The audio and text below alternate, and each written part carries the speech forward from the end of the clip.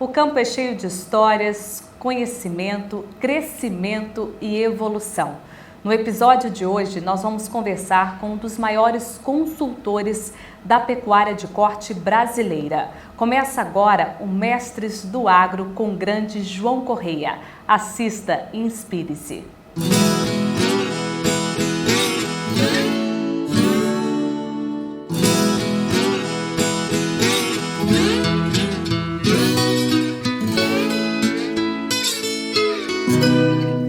João Correia, seja muito bem-vindo aqui no Mestres do Agro com a gente. Obrigado, Luísa. Prazer estar aqui com vocês. João, 32 anos de Prodap, médico veterinário, na diretoria de conhecimento. Como é que foi essa sua inserção no agronegócio? Luísa, nada planejado, né? As coisas vêm acontecendo na vida da gente. Eu sou de origem rural, né? Minha família, a gente veio do interior, nasci na roça, né? E essa caminhada culminou com um curso de veterinária na UFMG e no decorrer do curso conheci o Serjão e fui atrás de estágio, né? Correndo atrás. E aí foi uma oportunidade, a gente se deu bem e começamos a conviver e de repente eu estava participando com ele dos primórdios, né, da Prodap e aí a gente caiu para dentro da pecuária de corte e tivemos a oportunidade de conhecer esse Brasilzão aí. E me conta... Passou rápido. Passou rápido? Passou rápido. Que bom. 32 anos, de lá para cá foram muitas mudanças? É muita coisa. Essa geração nossa, ela viveu da fase analógica à digital, né? Então a gente foi obrigado a se adaptar a muita coisa, né? Muita coisa mudou muito rápido. E o campo conseguiu acompanhar, né? Eu fico feliz de hoje as fazendas estarem bem alinhadas com as demandas, né? Nível de conscientização, tudo. Então foi um desafio bacana que todo mundo que estava no campo viveu ele, cada um à sua maneira, né? A Prodap, ela veio trazendo muita tecnologia, né? Sempre, né? A Prodap, desde a concepção dela, né? Como uma empresa voltada para serviço, por demanda de produtores, começou a trabalhar fornecendo suplementos. Então, ela começou em 79, em 82 já tinha essas demandas, começou o fornecimento. Daí 10 anos, em 92, ela já começou a desenvolver os primeiros softwares para medir se aquilo que ela estava fazendo estava entregando o resultado que havia sido combinado. Então, assim, as coisas aconteceram muito depressa e foi uma empresa onde o desafio, o nível de cobrança interno sempre foi maior do que o externo. Então, a gente estava sempre habituado a isso. Teve alguma coisa que te marcou, assim, nesse caminho? Falou que foi uma ruptura, assim, uma mudança mesmo? Talvez a grande mudança que a pecuária sofreu foi por causa do fim da inflação, né? Em 94, com o controle, não o fim, mas com o controle da inflação, né? Até 94 a gente chegou a viver 80% de inflação ao mês. Então não tinha como planejar nada, não tinha como seguir nenhum tipo de planejamento, né? Tentava indexar em dólar, mas mesmo assim furava muito. De 94 para cá, o boi, que até então era reserva de valor, passou a ser custo. Aí começou a peneirar as pessoas que realmente estavam dispostas a fazer uma pecuária nos moldes do que acontece hoje, né? Essa aí foi a grande ruptura da pecuária. O resto veio em consequência, né? Mudou de patamar. E foi um momento assim decisivo? Só ficava aquele que se profissionalizasse? Esse peneiramento de quem ia ficar, ele veio acontecendo gradualmente, né? Em paralelo com essa pressão, né, do boi deixar de ser uma reserva de valor e passar a ser um insumo caro, né? Por outro lado, correu por fora aí a soja, né? As lavouras roubando área da pecuária, né? Eu, na minha maneira de ver o ganho, há um ganho, mas assim, quando a gente faz as contas, né, de 2008 para cá, com o fechamento das aberturas de novas áreas, né? Então hoje o crescimento é todo em cima de áreas abertas e a soja entrou, puxando muita coisa por ano, né? Entre 500 mil e 1 milhão de hectares por ano de pastagem foi convertido em lavouras. Isso também foi uma pressão muito grande em cima daqueles menos eficientes, vamos falar assim. Qual que é o grande desafio da pecuária de corte? O grande desafio da pecuária de corte é ela produzir com sustentabilidade. As fazendas que continuaram focando muito em estoque, em achar que ia ganhar dinheiro com estoque, saíram definitivamente do negócio.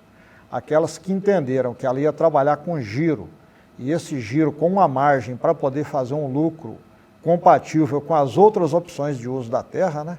Sim. Assim, além de soja, por exemplo, eucalipto, né, na década de 2010, entre 2005 e 2010, com o apagão florestal, teve uma pressão muito grande para a entrada de eucalipto no Cerrado Mineiro, né? Depois, cana-de-açúcar também começou a entrar em Minas, né, pelo Triângulo, depois foi para o centro-oeste de Minas, e todas as regiões de boa topografia e bons índices de chuva. Também entrou muita área de cana-de-açúcar. Isso foi dando uma forçada para que esse pessoal fosse se adaptando, né? Com relação à atividade de hoje, a gente vê que o arroba, né, ele tá bem alto, isso puxa o mercado. Como que fica essa questão dentro da propriedade, né, para o produtor gerir bem a atividade dele e torná-la rentável? O importante hoje é o produtor ter uma estratégia bem definida, o que não quer dizer que ele tenha que ser rígido. Mas se o produtor hoje, nos custos do jeito que está rodando, né, se ele não tiver uma estratégia bem definida e não tiver um programa de produção de arrobas a pasto, que é uma arroba de baixo custo, ele vai ficar muito à mercê dos preços dos insumos comprados, né? Há alguns anos atrás a gente tinha uma relação de 6 sacos de milho, a gente comprava, com uma arroba de boi, a gente comprava 6 sacos de milho. Hoje a gente está comprando menos de 3. Então, hoje a saca nós já estamos falando acima de R$100, né? Acima de R$100, numa arroba de 300, R$320, né? Então a relação de troca apertou. Então aquele produtor que focou muito na intensificação, com base nos insumos comprados e abriu mão dessa produção a pasto, ele ficou muito à mercê dessa condição de ter que colocar uma arroba no mercado, mas num custo muito alto, apesar do preço nominal estar muito bom. Sim. Né? Em dólar também o preço está bem interessante, né? Mas a margem de lucro caiu muito se ele não se adequar e trouxer um pouco de margem já da produção de arrobas a pasto. A gente produz hoje uma arroba a pasto por volta de R$100. Essa arroba confinada vai para R$260, R$280.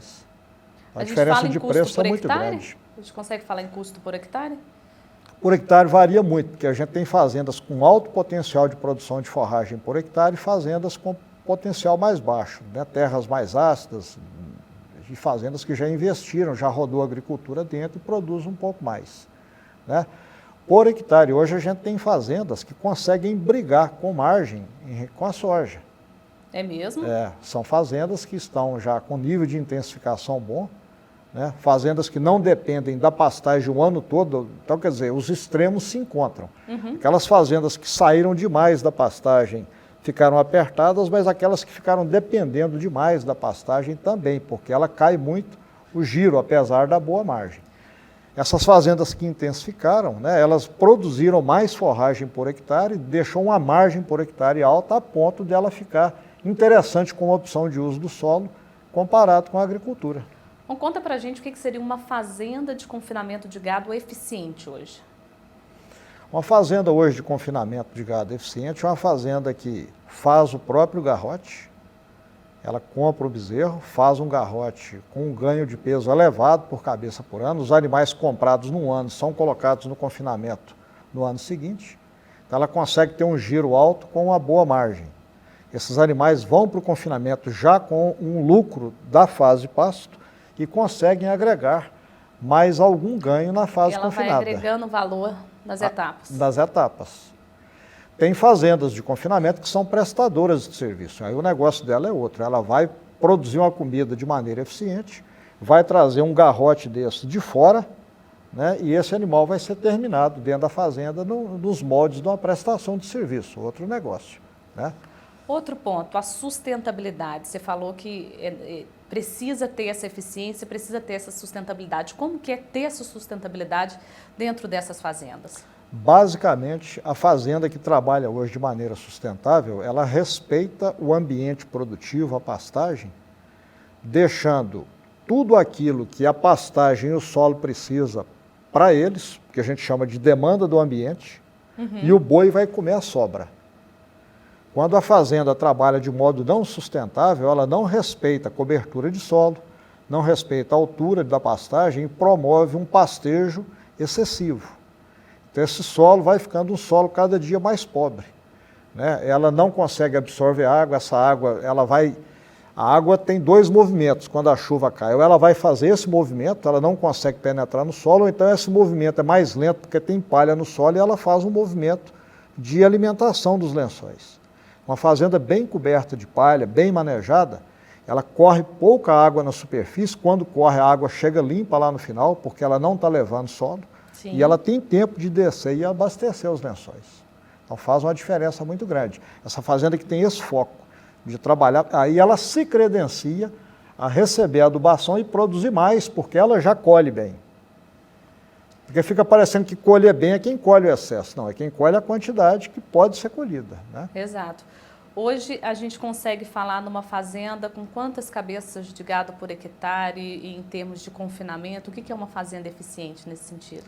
Em termos de gado a pasto, a gente tem hoje, desde fazendas que estão ainda explorando fertilidade natural do solo, com uma cabeça por hectare, até fazendas que estão rodando em sinergia com a agricultura e colocam 10 cabeças por hectare. Então, o produtor tem que se localizar. O que é essa sinergia? Essa sinergia é a capacidade dele deixar de ver a soja como uma concorrente. Quando eu falo a soja, as lavouras de maneira geral, porque sim, vai ter sempre a integração soja-milho, soja, produção de semente de capim, né, outras opções de uso. Ele vai parar de ver a soja como um concorrente e vai ver que a soja pode mudar o patamar da pecuária dele a partir do momento que as duas atividades rodam dentro da mesma área, fazendo um giro e entra numa espiral ascendente de capacidade de suporte da fazenda. É saudável para a agricultura ter a pastagem na área de agricultura em determinados meses do ano, que vai trazer ganhos sanitários e de formação de camada morta do solo, e a pecuária ganha por entrar numa área que já foi corrigida e está bem produtiva.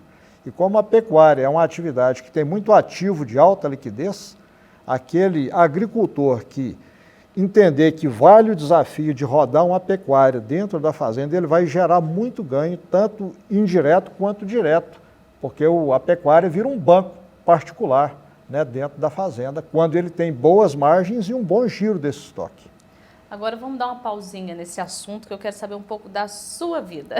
Vamos lá. Conta para mim, há 32 anos, diretoria de conhecimento, como é que é levar conhecimento para tantos jovens que já entraram na Prodap, tantos outros que vão entrar e que já saíram? Como é que é essa construção na sua vida? Luísa, o grande desafio é a gente, assim, hoje eu chego dentro de uma fazenda procurando o que eu vou aprender. Então, se a gente não conseguir atrapalhar e aprender, já é um ganho interessante. Então, acho que a gente não perder, né, esse espírito de estar com a mente aberta e humildade para poder aprender, a gente fica em condição de passar muita coisa para essa turma jovem, troca muita ideia, passa um pouco da essência para o sujeito ter uma biblioteca mais rica, para ele entender como ele vai mexer aquela peça, senão a gente passar para ele um protocolo que ele vai fazer aquele movimento sem ele entender a fundo por que ele está fazendo aquilo ali. Nesses 32 anos, foi muito a campo também? Muito a campo. O segredo é uma botina e um chapéu, né? Quanto menos escritório, melhor, né? Como que foram essas experiências? Foram boas, assim. A gente pegou uma fase da pecuária bem no começo mesmo, né? Quando trabalhava, por exemplo, nas fazendas de cria todas com monta-campo, né? Depois entrou um pouco de inseminação artificial e hoje a gente chegou na IATF, que é uma cria praticamente toda intensificada, né? A gente escolhe que touro vai colocar, enfim, você tem todas as opções, né? Um cardápio ali na boca de um botijão para fazer um grande volume de bezerros de altíssima qualidade, né? E essa vivência, esse tempo aí, as coisas amadureceram com o tempo. A pecuária ganhou muito em carga genética, né? A pecuária, o gado brasileiro hoje é um gado excepcional, tem muito o que crescer, mas já evoluiu muito. Está de parabéns quem conseguiu chegar até hoje, né? Você acha que a genética faz a diferença? Faz toda a diferença. Nas fazendas de alta produção, quando ele tem um produto com valor, com potencial genético elevado, ele tem como explorar muito mais desse animal, né? Há pouco tempo atrás, um boi era abatido com 16, 17 arrobas. Hoje a gente já fala em boi de 22 até 24 Eita. arrobas. Então é uma carcaça completamente diferente da anterior. Como né? que o produtor que vai entrar na atividade, ele fala assim, eu vou escolher essa raça, essa genética, eu vou colocar quantos gados aqui? Como é que ele faz essa construção? Como é que vocês orientam? A base disso tudo é entender o que ele quer. Né? Às vezes a gente já cometemos alguns erros de, às vezes, escolher para o produtor. Hoje a gente tem a humildade de colocar as opções na mesa, entender o perfil dele. Por exemplo, está lidando com pecuária, você tem um perfil que é nitidamente criador, sujeito que quer lidar com aquele dia a dia da produção, de melhoramento genético, e tem aquele perfil do produtor, que é aquele que enxerga o comercial na frente do produtivo e quer criar uma integração dos dois. Então, esse mapeamento do perfil do produtor e ajudá-lo a fazer aquilo que ele quer da melhor maneira, e mesmo que ele não queira ver, a gente colocar na mesa dele as outras opções para ele poder escolher, dá muita tranquilidade quando ele faz a escolha, mesmo ele sabendo que às vezes ele não escolheu aquilo que poderia dar mais dinheiro. Mas ele conseguiu casar o que ele gosta com aquilo que pode ser feito. Né? A pecuária é uma atividade rentável? A pecuária é uma atividade rentável, muito rentável. Nessa fase agora que a gente passou de alta recorde de bezerro, né? Porque tem o ciclo pecuário, a gente está vivendo agora um auge da fase de cria com bezerros com alto valor. Os grandes produtores... Há quem fala que criar bezerro é melhor do que o final. Exato. Verdade? Assim, as duas coisas elas se casam bem. Eu acho que respeitando o perfil, as duas opções são interessantes. Né? Mas quando a gente observa o produtor de boi gordo, que tendo o bezerro próprio ou comprado, ele vai ter que remunerar ele na desmama para ele poder precificar como que está o primeiro ciclo do negócio dele, mesmo nessa fase de um bezerro caro, próprio ou comprado de terceiros, ele conseguiu gerar margem positiva na engorda, porque ele já vinha se habilitando a produzir com um custo mais alto. Como que se avalia esse mercado no Brasil e até nós como fornecedores para o mundo? O Brasil agora em julho foi o primeiro mês que ele exportou mais de $1 bilhão de carne bovina. Né? Então, assim, é um valor excepcional. Né? E o Brasil está credenciado a atender o mundo.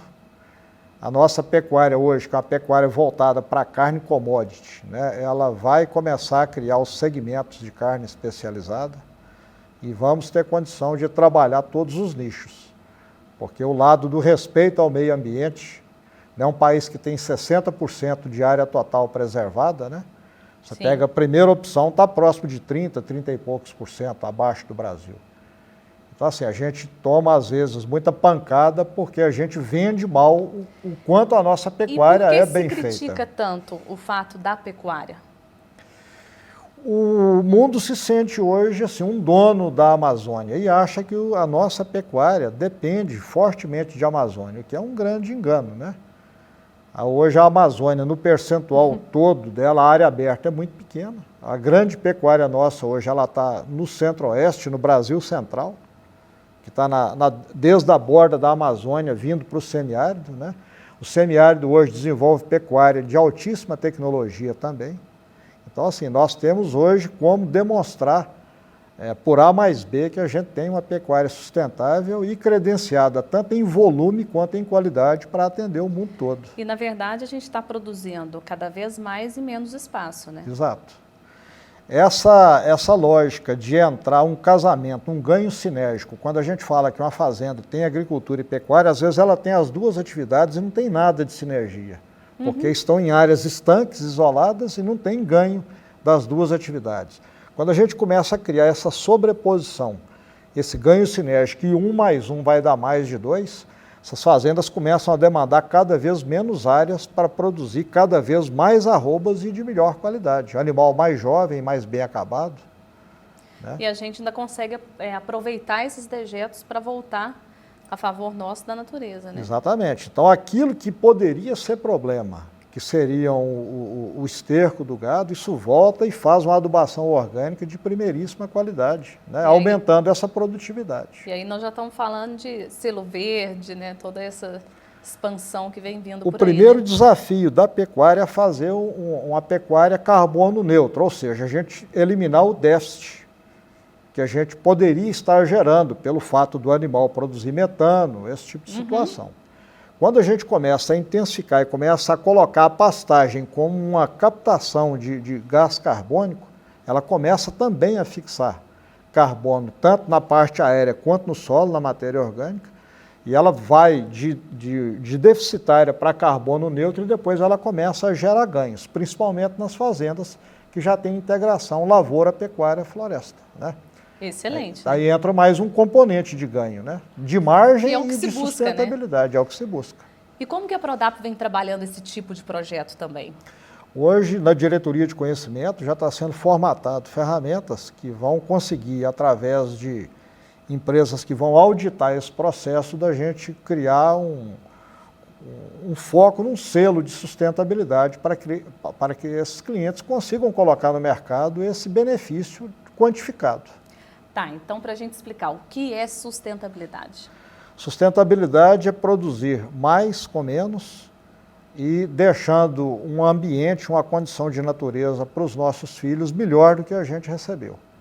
Isso vai aparecer na preservação de nascentes, vai aparecer num uso racional de herbicidas e de inseticidas, o mínimo possível, de modo a conviver bem com a flora e com a fauna local, né, com os insetos principalmente, os polinizadores, né, que hoje Sim. tem um embate grande nisso.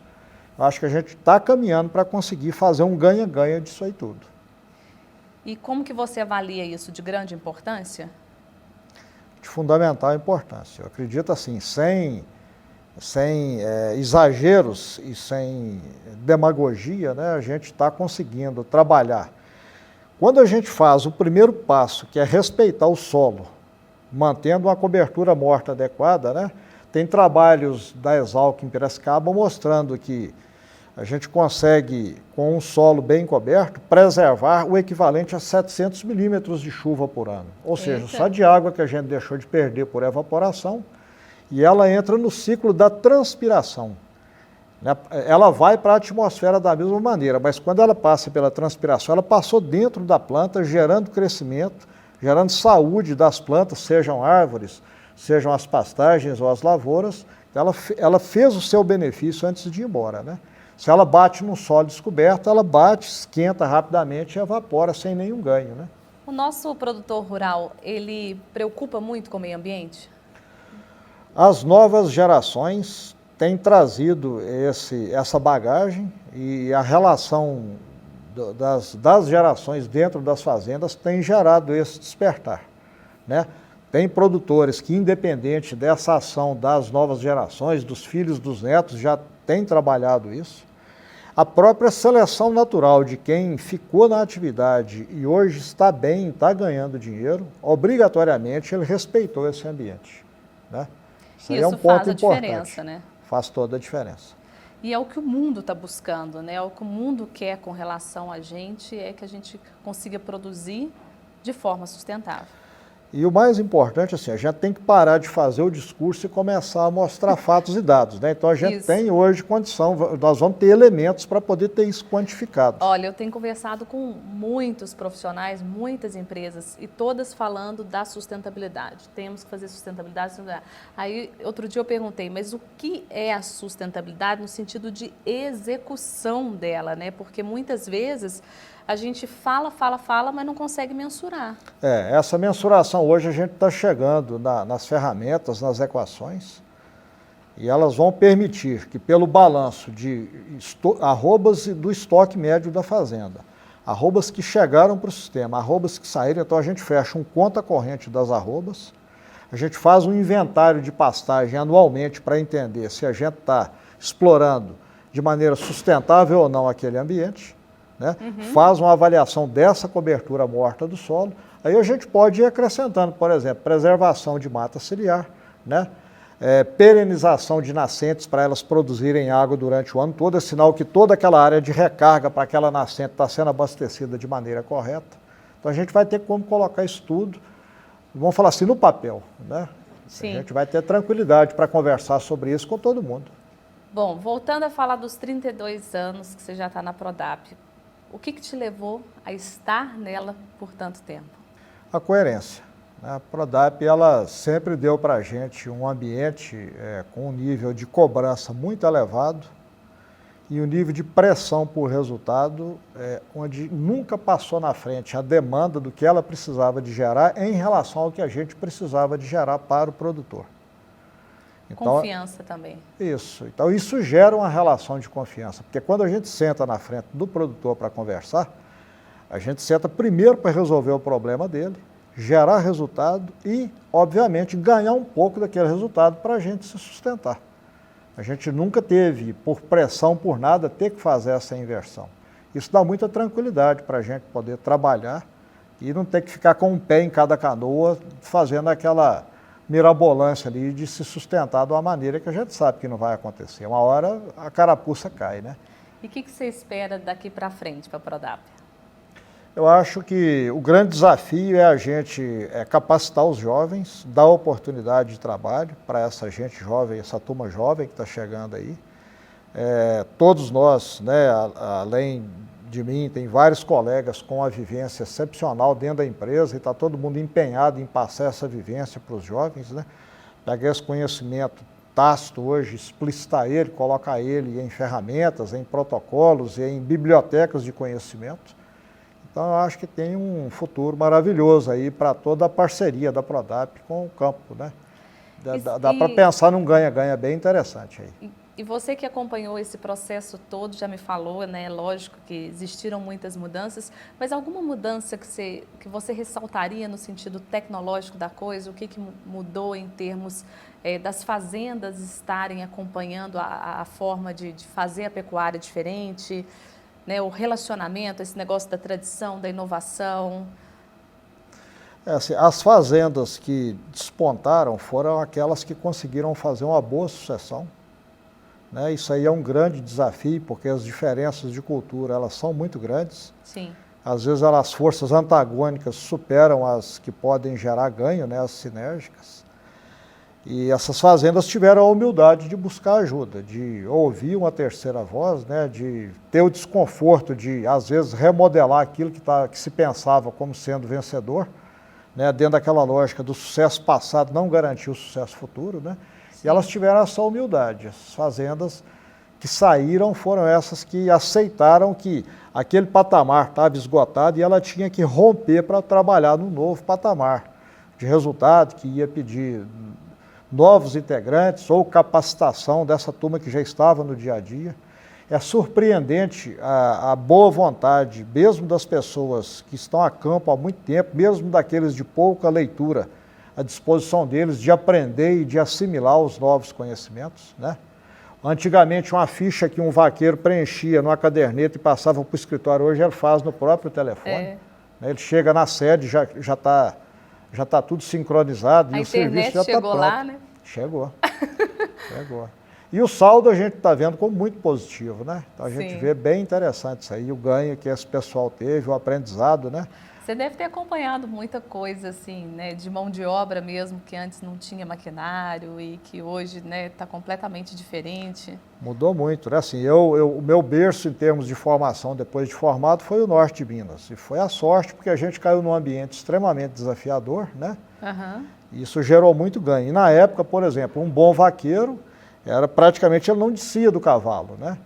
Hoje o cavalo é só o meio de locomoção para ele poder trabalhar. Porque hoje um bom vaqueiro é o que trabalha a pé, é o que desce, confere o sal no coxo, né? Confere o choque na cerca. Está tudo muito perto, né? Tudo. Né? Que faz as anotações daquilo que ele está fazendo e alimenta, né, o centro, né, a inteligência da fazenda com as informações para tomar decisões de melhor qualidade, com mais velocidade. O sistema de produção também mudou muito, né? Mudou muito. Assim, tudo que foi inventado pelo homem foi para aumentar a velocidade, né? E dentro da pecuária não foi diferente, né? Nós saímos de um abate de boi de 48 meses, né? Mais de 44 meses, para um abate hoje na faixa de 24, no máximo 30 meses, né? Então são animais muito jovens indo para o abate, coisa que era impensável há bem pouco tempo atrás, né? E a pecuária brasileira, ela muda de região para região? Existem desafios diferentes? Muito grandes. Basicamente, a gente vai ter assim, um ambiente, tirando, por exemplo, o litoral, que é um padrão de pecuária, onde a gente tem uma chuva que às vezes não é de grande volume, mas ela é muito generosa em termos da distribuição, né? A gente cai depois para o Brasil central e tem o semiárido, que é essa faixa, né, que começa no norte de Minas e sobe Bahia dentro e vai parar lá no Piauí, né? É um ambiente maravilhoso para crescimento da pecuária, que demanda protocolos de cuidado com a pastagem, porque a gente vai ter aí a cada 7 anos de média, um ano muito ruim de chuva.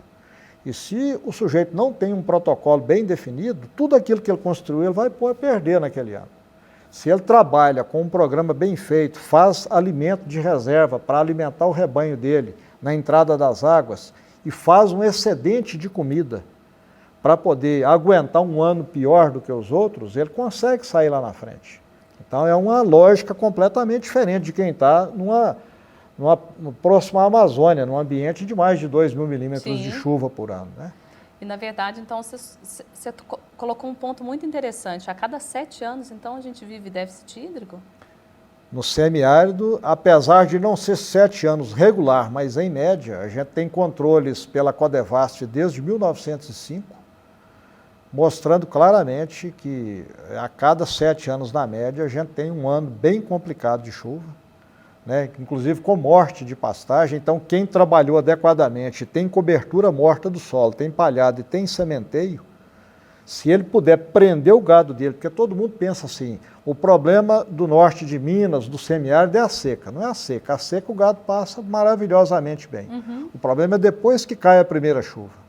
Entre a primeira chuva e a fazenda entrar em safra, que vai precisar de mais 150 a 200 milímetros de chuva, esse é o período crítico da fazenda.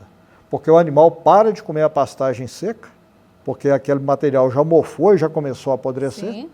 Ainda não tem volume de comida verde, e se esse animal não sai, pelo menos em grande parte, para um ambiente preso, que a gente chama de confinamento de transição, essa fazenda não tem condição de se recuperar naqueles anos ruins. Aí pode entrar lagarta, que pode fazer um estrago muito grande, e outras pragas que podem entrar, cigarrinha, percevejo. Então a fazenda tem que estar preparada para isso, né? Aliás, esse ano foi o ano da cigarrinha, né? Teve regiões críticas, né, nesse ano, né?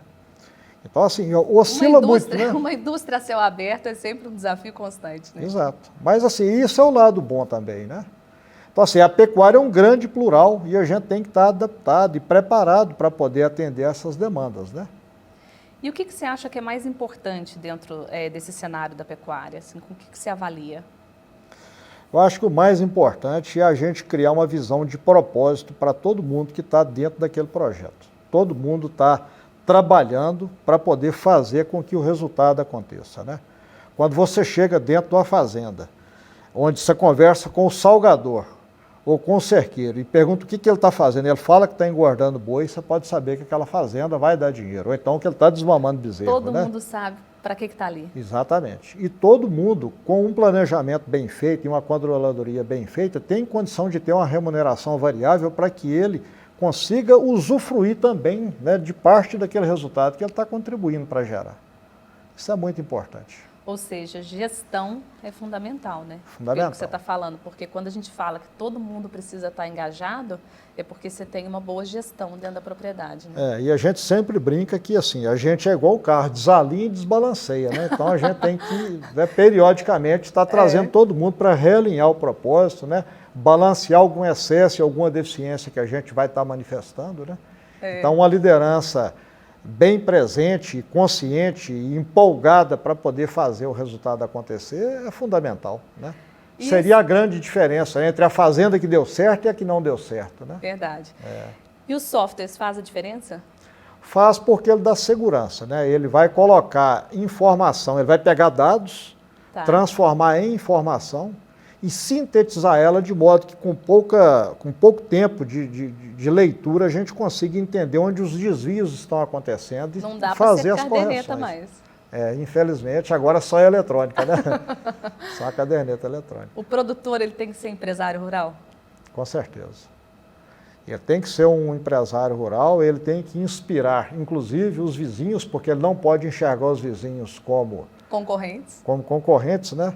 A gente brinca, né, aqui nas fazendas, o bom vizinho é vizinho e o mau vizinho é confrontante. Todo mundo tem que virar vizinho, né? E todo mundo entender que o fortalecimento de todos ali vai criar uma cadeia forte, né? E vai gerar riqueza para todo mundo, né? Riqueza no sentido amplo, né, da palavra, né?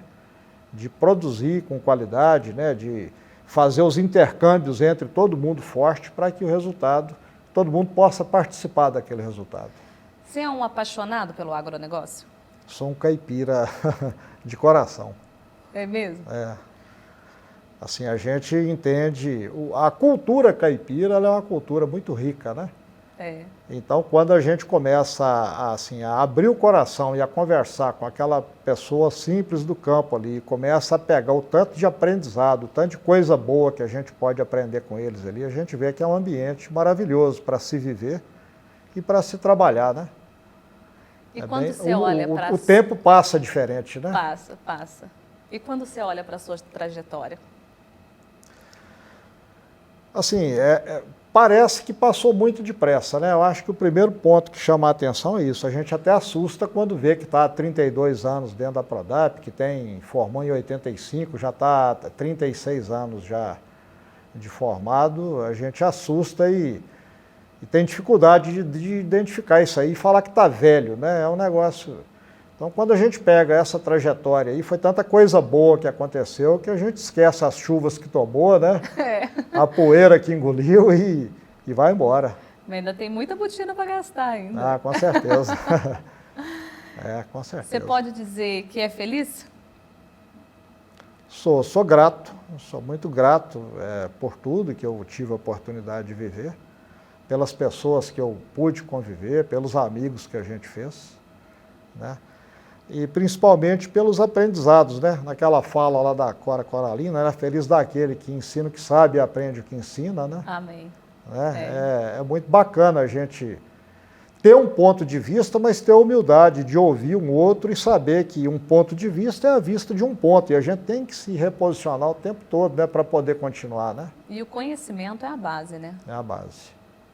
E esse conhecimento, ele vem muito assim, muita coisa vem de literatura e muita coisa vem da gente ter a humildade de fazer uma análise daquilo que a gente fez, do resultado que teve, entender onde o erro aconteceu, ter a humildade de falar assim, esse ponto aqui foi a falha minha de ter colocado dessa e dessa maneira, porque isso estimula os outros também a reconhecerem e a colocarem os pontos de melhoria, né?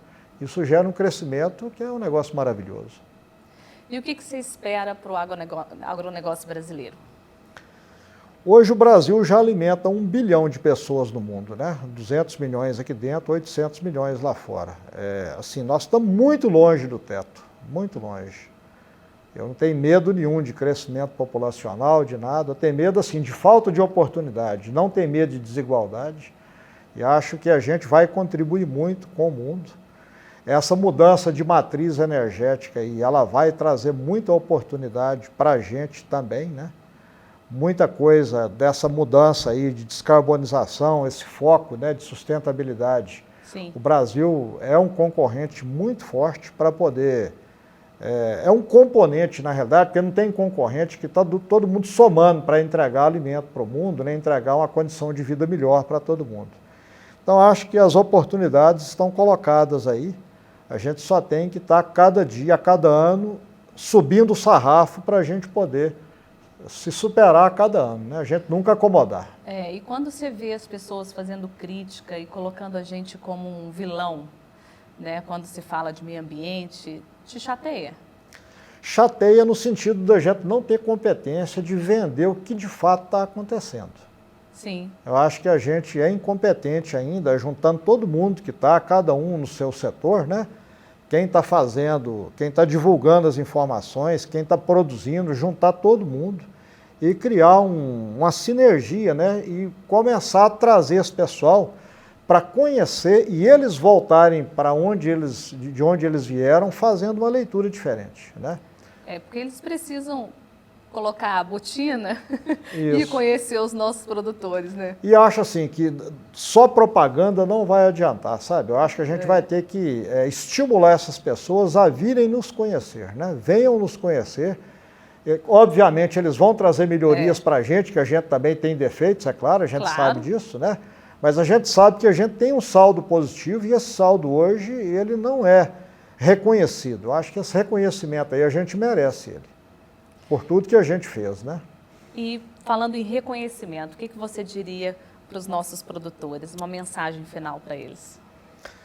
É o seguinte, você perguntou o que foi essa trajetória desses 32 anos, né? Eu acho assim, primeiro que a gente cresceu em ombro de gigantes, né? Eu tenho assim, muito orgulho de chegar dentro de uma fazenda e achar melhoria assim naquilo que está sendo feito, mas primeiro fazer um reconhecimento muito grande que a gente só está ali dentro daquela fazenda e aquele produtor só está nos recebendo porque ele foi um vitorioso ao longo de todo esse tempo, né? Então eu queria assim, parabenizar todos os produtores que estão hoje no Brasil, na pecuária, né? Que é o nosso foco, mas todo mundo do agro, né? E eles terem assim, conversar de cabeça erguida e terem orgulho do que fazem, porque colocar alimento na mesa de tanta gente nunca foi sorte, né? Sempre foi Deus, né? Eu acho que está todo mundo de parabéns, né?